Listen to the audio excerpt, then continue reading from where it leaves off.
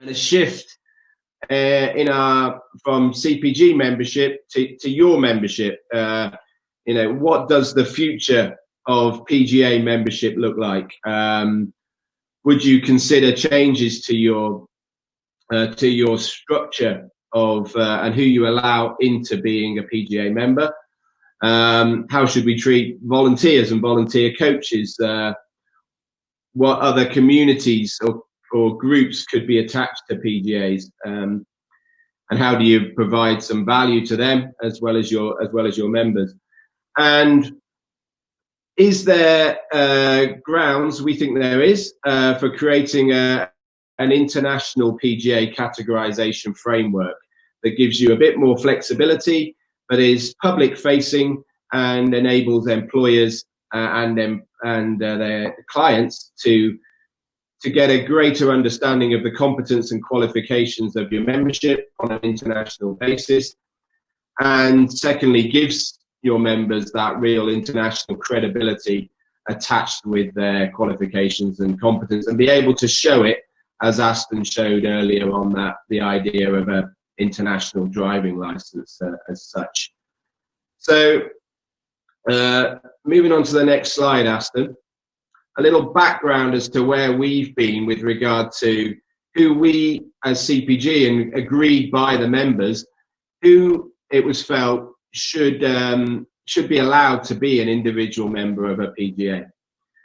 And what we found is, when we looked at it recently, it's very prescriptive. We have GPQ, Golf Pro fully qualified, GPT, Golf Pro trainee, etc., etc. And there's a categorization system which is not very flexible, and actually not widely used, and that's been a big part of the challenge. So when we ask for your annual membership information each year, we allocate your categories against the agreed international categories, if you like, the CPG categories, and that's quite difficult, and it's certainly not widely used. So that was one of the things that we've been looking at. Secondly, well, that's the point there also, with that lack of use and flexibility. And thirdly, we're seeing an evolution of the membership and the potential membership.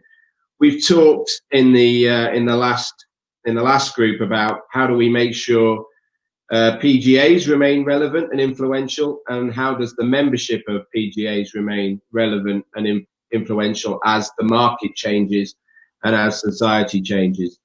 And obviously earlier this year, starting from the end of last year, we were involved in consultation on potential changes to the rules of amateur status. And I guess of particular interest to us there was the suggestion of amateurs coaching for money, so being able to still be a amateur player but a professional coach, and retain their amateur status.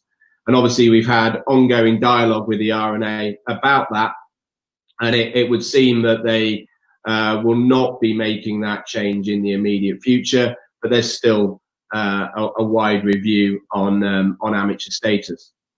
And the fourth point there, what are other PGAs doing? And we had, out of our board, I think we had, and staff, we had 6 PGAs on a call last week, and we discussed this issue about widening of membership, reviewing our membership information pack. And to be honest, it actually highlighted the challenge in that we had Holland, Germany, Sweden, Poland, Greece, and Italy, and everybody had a different view, and everybody had different challenges, either with their membership or making change, or potential problems, particularly around how that might affect the PGA brand or affect the PGA professional title. But then when we're looking at what other PGAs are doing, the British PGA have launched a significant change to their membership this year, and you'll have probably seen it. So they now have 3 categories of member. I think it will actually be 4, but 3 categories of member: the PGA professional, the PGA coach, and the PGA manager. And obviously, I'm assuming there's still a player category there as well.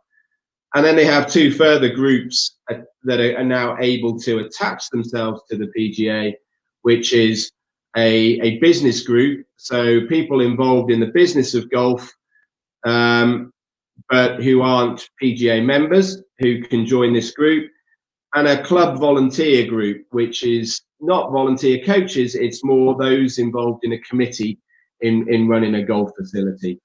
So that's an example of what another PGA is doing, and certainly one of the larger PGAs in the world. So what do we think was required? A forward-thinking, future-proof and modern categorization system, really reflecting the changing and widening roles of PGA members. I don't think there'd be that many of your members now who would be professional golfers, I guess, in that true sense of the word, i.e. earning their majority of their living from playing the game. The majority may well be coaching, or they may be involved in various different roles across the industry. And how do you reflect that? Keeping that influence of PGAs on a national and international basis.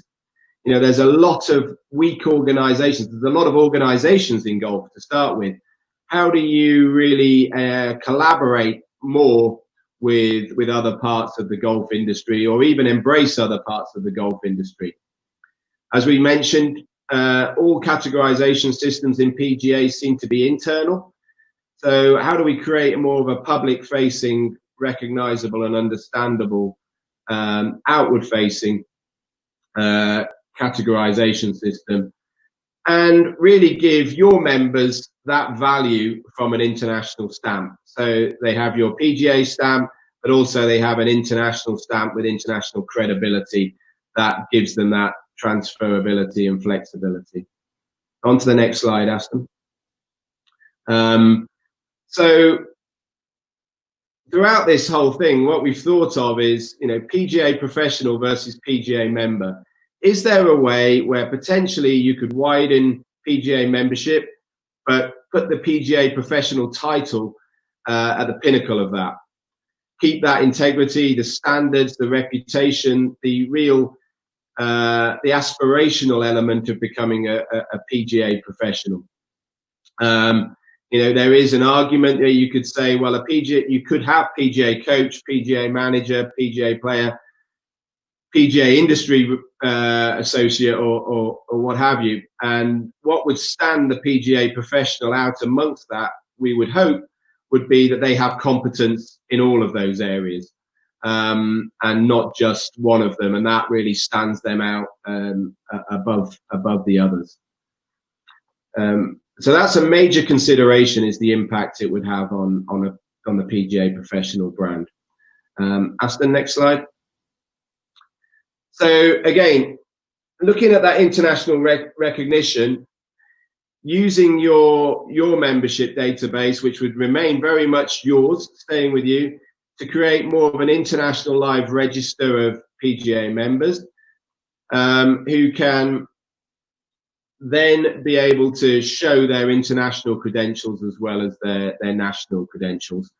So this is really just for illustrative purposes, what we've put on the screen here.